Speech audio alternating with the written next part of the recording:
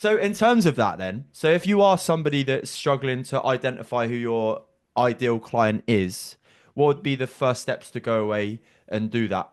I would think about what problem are you really good at solving? Yeah. So is it that you do love like building muscle and you love helping people get like really strong? That's something that you absolutely love. Is it that you like you're good at helping people lose weight, or you maybe you lost weight yourself and you want to help other people? Like figure out the problem it is that you're solving. Yeah.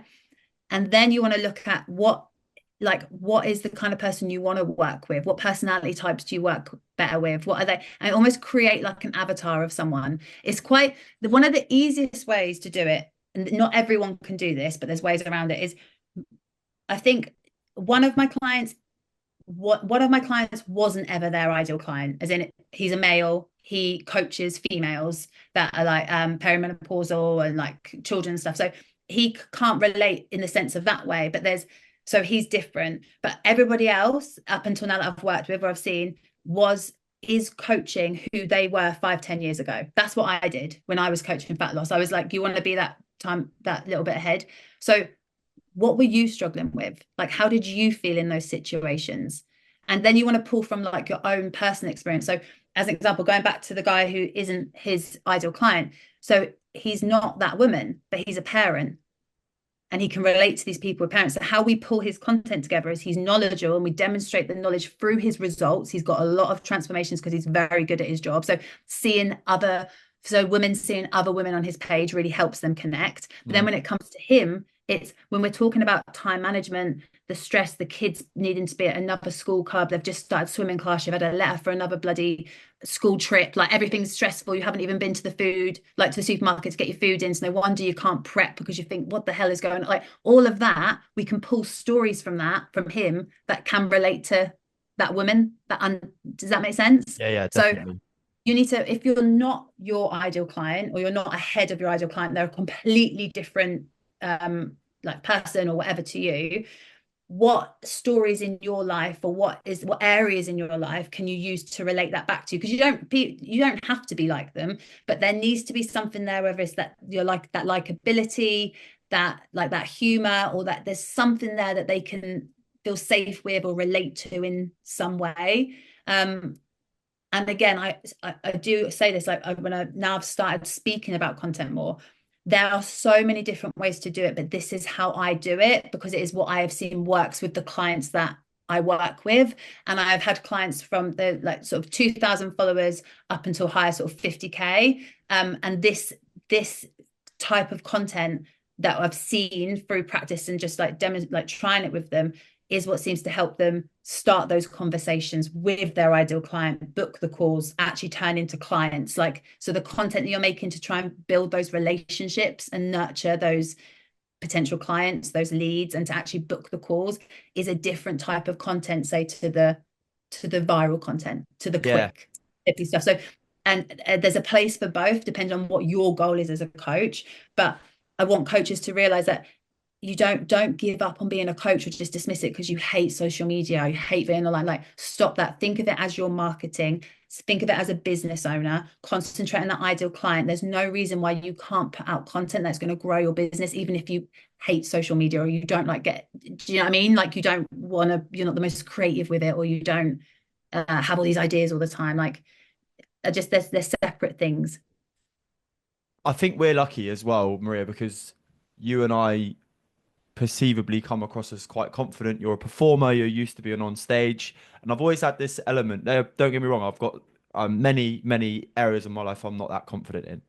But talking in front of people on here, on video, doesn't bother me at all. Like sometimes I'll think, oh, is this video gonna land?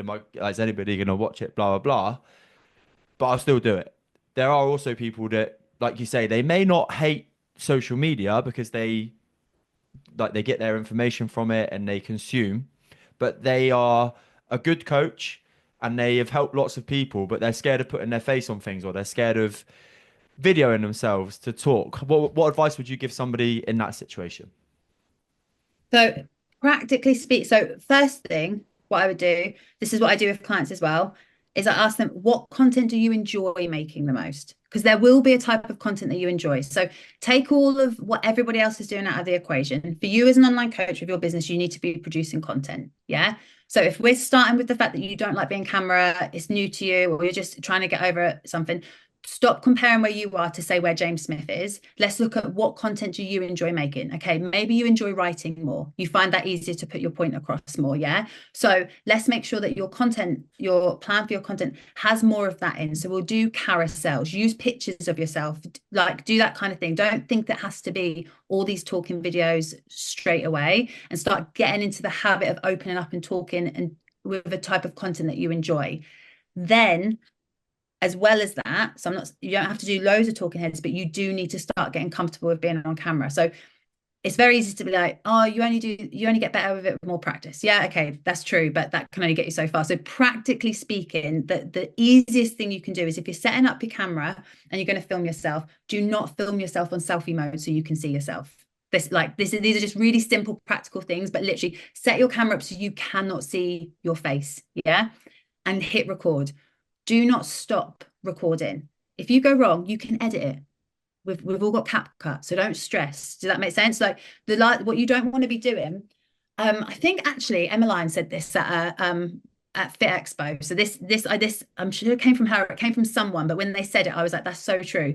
If you're already feeling shit and you're a bit unconfident with something and you're not sure if you're doing it right, if you keep getting up and stopping your camera every time you do something wrong, every time you get up, that's you did it wrong, you did it wrong, you did it wrong, over and over, having to reset every single time. All that's going to do is make you feel more stressed. It's going to make you feel more irritated, more annoyed. I'm doing it wrong. I'm starting it again and getting more in your head.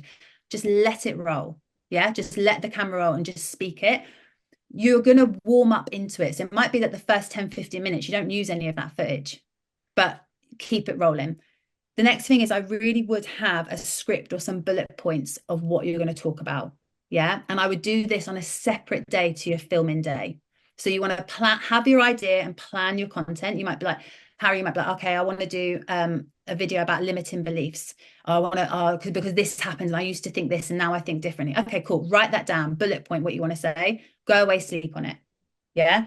Just to break it up, then set your camera up, do it, and have an idea of what you're going to say, let it roll, that kind of thing. Do that. Then obviously you can edit it and then get it out. And then it is a case of just posting and just accepting. You are going to probably hate that video. Like, you're not going to like it. It's not going to be perfect. It's not going to be great. But what you need to think is someone could see that, and that could be exactly what they need to see today. And again, it's about what I spoke about earlier. The reason you're getting in your head about posting it is because somewhere you're thinking, what are other people going to think about me? What are they going to think about me speaking on Instagram? You're not thinking about that man or woman that needs to hear what you have to say. So you said about being confident, and I do get it. Like, I'm on here and I'm fully aware, like I'm talking on this podcast, like I have spoken in front of rooms of people and all that stuff. I do get crazy nervous. And the only reason I'm really enjoying this conversation, but my whole attention right now is on you. My whole attention is on you, answering your questions. Like when you're asking a question, because I can sometimes feel like, even when you're asking now, like I start, oh, I'm on a podcast. Have I said something stupid? What am I doing? What's he going to say next? What's the next question? That's going on in my head all the time. And I have to be like, stop, listen to the words Harry's saying. Cool. Answer this question, be present in this thing. So, and that's a skill. So I feel like you can apply that to like when you're filming your videos as well, of like, concentrate on the person that needs to see it. Like, and you will get better at time. So there's practical things you can do. Hopefully I gave that people can try that. And so, because I don't want to just say, just post it and get on with it. But there is an element of that as well, that like you have to try and flip it of how you're seeing it. That if you're not going to put yourself out there, out of your comfort zone on social media as part of your marketing to help other people with your coaching, and you're asking other people to invest in you and trust you with the process, you need to walk the walk in some areas. And doesn't mean it's perfect from the beginning, but you need to start showing up as that person that is that leader for that group of people that you are saying that you're going to help.